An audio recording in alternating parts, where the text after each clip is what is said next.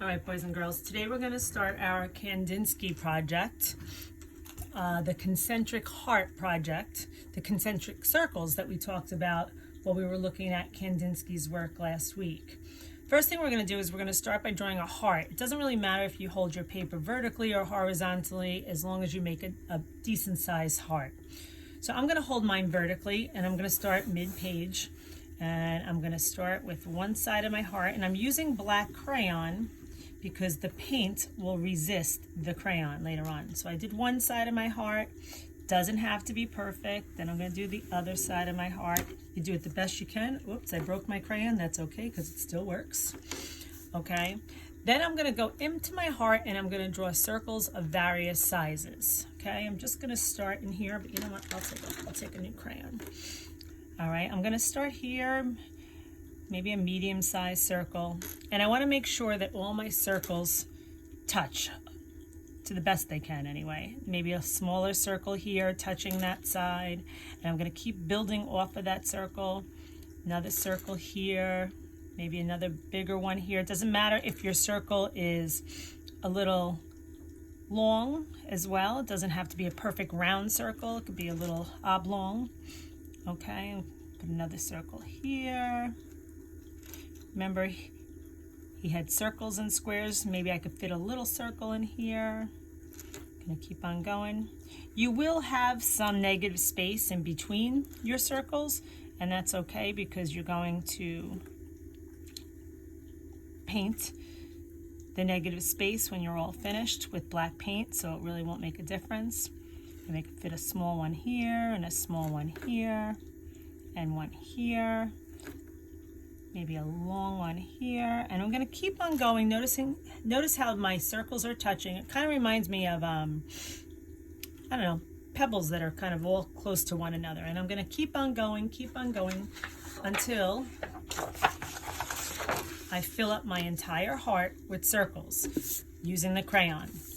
Now the crayon will resist the paint and it'll help give you a border. Then we're going to use the paints that we did for our last project, and we're going to go into our paint palette, and I'm going to start by painting the outside of my circles. Now remember, this project is not about warm colors or cool colors, it's about complementary colors. So I'm going to dip my paint in the water, dip it in the watercolor paint. I'm not going to use too much water because I want my pigment to be kind of vivid and dark. So I just dipped my brush into the paint. I'm going to go around the edges very carefully. This should take you some time. Okay, I'm going to go in. Maybe I'll do this one in blue, and then maybe I'll skip over to another circle and repeat that color pattern just a little bit further away, and I'll do the outside. Okay. The more water I use, the lighter the color will be. I'm going to switch my paintbrush right now to a thinner one. Now, I will look at the color wheel that I'm bringing into the class, and I'm going to look at that blue and I'm going to say, well, gee, what is a complementary color to blue? And looking at the color wheel, I know that orange is across from blue, so I'm going to go in with orange next, and I'm going to go in and I'm going to paint another circle inside. It doesn't matter if it overlaps a little. That'll give it some dimension. Okay, but I'm going to go in, make a circle. And I also know that blue is across from yellow by look at my color wheel. So then my last color I'm going to go in here with is yellow. Okay, and then I have one completed circle. You do want to get about 3 colors into each circle. Unless the circle is really small, then perhaps you'll only fit 2. So looking at your color palette, okay, these paints that we've been using, what I like to do first is I like to kind of go into my circles using whatever my favorite colors are. I'm going to use that on the outside first. So I'm going to start my outside layer, and then I'm going to go into my second layer there.